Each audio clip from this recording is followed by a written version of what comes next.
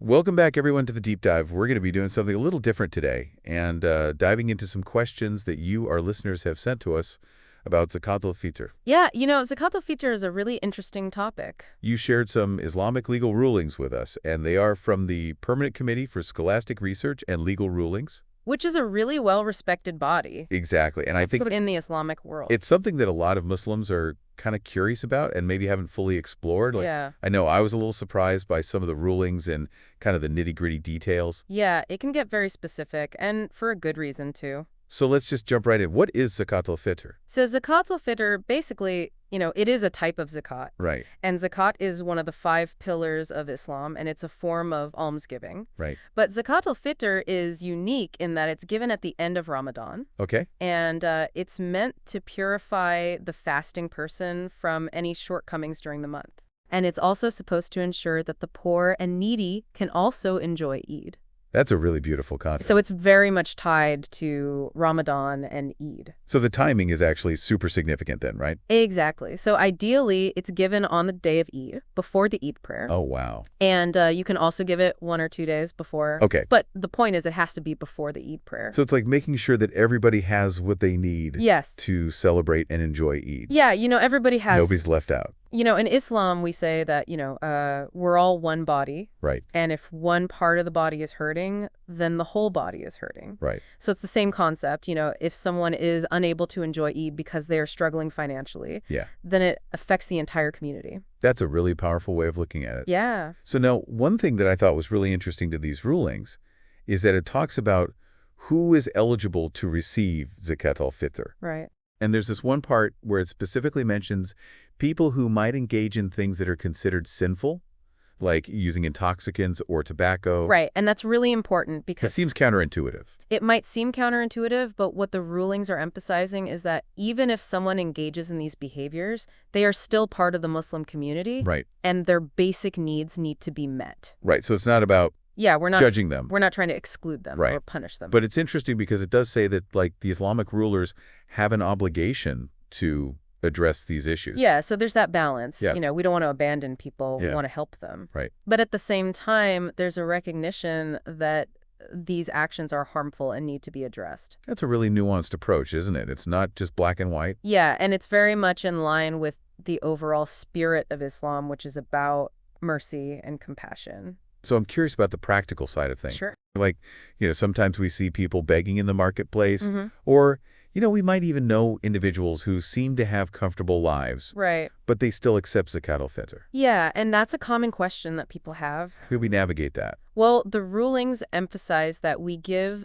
based on the apparent situation. Oh. So even if someone might secretly be wealthy, Right. if they present themselves as needing assistance, then it's permissible to give to them. So it's not our job to, like, investigate. We're not supposed to be like detectives, right? Trying to figure out everyone's financial situation. But it's more about responding to a need that we see. Exactly. It's about having that trust Right. and that compassion. So it seems like there's a balance here between, like, trusting people and also using our discernment. Absolutely. We are encouraged to seek out those who are truly deserving, Okay. especially those known for their good character and piety. So it's not just about giving to anybody. Right.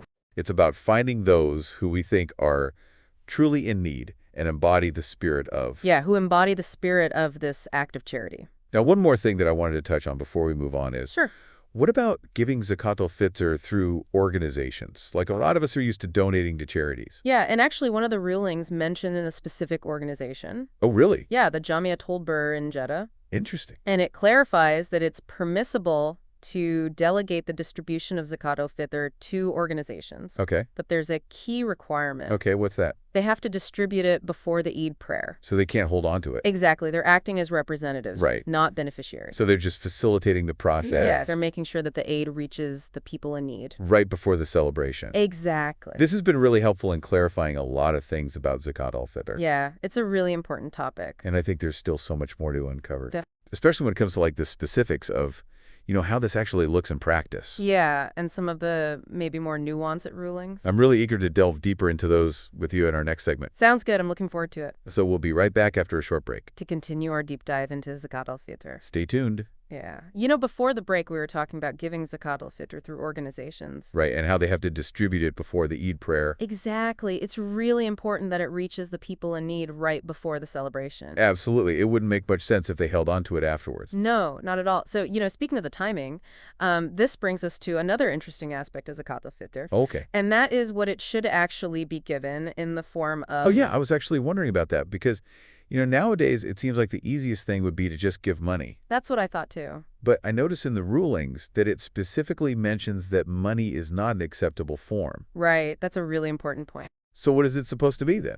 It has to be given in the form of food staples. Food staples. Okay. Yeah, so thinking like dates, barley raisins. Interesting. So why is that? Why the emphasis on food? Well, it's really about providing actual sustenance. Okay. It's not just about giving someone money. I see. So it's more about ensuring that they have food on their table. To share in the meals and traditions of Eid. That makes sense. It's like you're actually participating in the celebration with them. Yeah, exactly. And it also ties back to the idea of purifying the fasting person. Oh, how so? Well, by giving food, you're providing something essential for life. Okay. Something that nourishes the body. So it's not just a symbolic act. It's a tangible act of caring. Right. It's like you're saying, I'm sharing my blessings with you in a very real way. Exactly. That's beautiful. And, it's interesting because some people might wonder, well, can't we use this food to, sell it and then use the money for something else? Oh, yeah, that's a good question. Like, what if someone needs money more than they need food at that particular moment? Well, the rulings actually address this. Oh, okay. And they emphasize that Zakat-al-Fitr is specifically for consumption. Oh, I see. It's meant to be eaten. So it's not meant to be like a financial resource. Right. It's about providing sustenance for the body. Okay, that makes sense. There's a real emphasis on meeting those basic needs first and foremost. And I imagine that it probably changes the whole experience for both the giver and the receiver. Absolutely. When you give food, you're not just handing over some cash. Right, it's much more personal. You're giving something that you've chosen. Yeah. Something that you've put thought into. Yeah, and for the person receiving it, it's not just like, oh, here's some money, go buy whatever you want. It's here's something to nourish you. Right, like I care about you having a good meal. Yeah, exactly. So it really strengthens that bond between people. Yeah, it creates a sense of shared experience. So we've talked about what Zakat al-Fitr is, the timing who receives it, the form it should take. And even the reasoning behind some of these rulings. Exactly. It's really fascinating how much thought and detail has gone into this act of charity. Yeah, it's not just a random act of kindness. No, it's very specific, and it's all connected to a larger purpose. I'm starting to see that, and I'm really curious to explore this further. Yeah, there's still so much more to unpack. Like, what about this question of using Zakat al-Fitr for other charitable projects? That's a big one. I know a lot of people wonder about that, so let's dive into that next. Sounds good. I'm ready when you are. Before we went to break, we were talking about using Zakat-al-Fitr for other charitable projects. Yeah, like what if someone wants to use it to support their local mosque? Right. Or maybe fund a community project. Exactly. Is that allowed? Well, the rulings are pretty clear on this. Oh, okay. They say that while these are all worthy causes, Zakat-al-Fitr has a specific purpose. So you can't just use it for anything. Right. It's specifically designated for the poor and needy to ensure they have sustenance during Eid. So even if a mosque is like literally falling apart, Right. or there's a community project that could really benefit. It's still a no-go. Wow, that's pretty strict. It is, but, there's wisdom behind it. Okay, I'm listening. About fulfilling this particular obligation as it's intended. Right. Making sure that the aid reaches those who need it most during this special time. It's like saying, okay, let's make sure everyone has food on their table for Eid. Exactly. Before we start worrying about other things. And it also highlights the importance of following religious obligations as they're meant to be followed. So there's like a spiritual element to it as well. Absolutely. It's not just about the practical aspects. Right. It's about obedience and submission to God's will. Exactly. We've talked a lot about the rules and the reasons behind them. Right. But I'm curious about the bigger picture. Okay, what do you mean? Like, what impact does this practice have on society as a whole? That's a great question. When millions of Muslims around the world are engaging in this act Yeah. of giving and sharing, What kind of ripple effects does that create? it makes you think about social justice Uh-huh.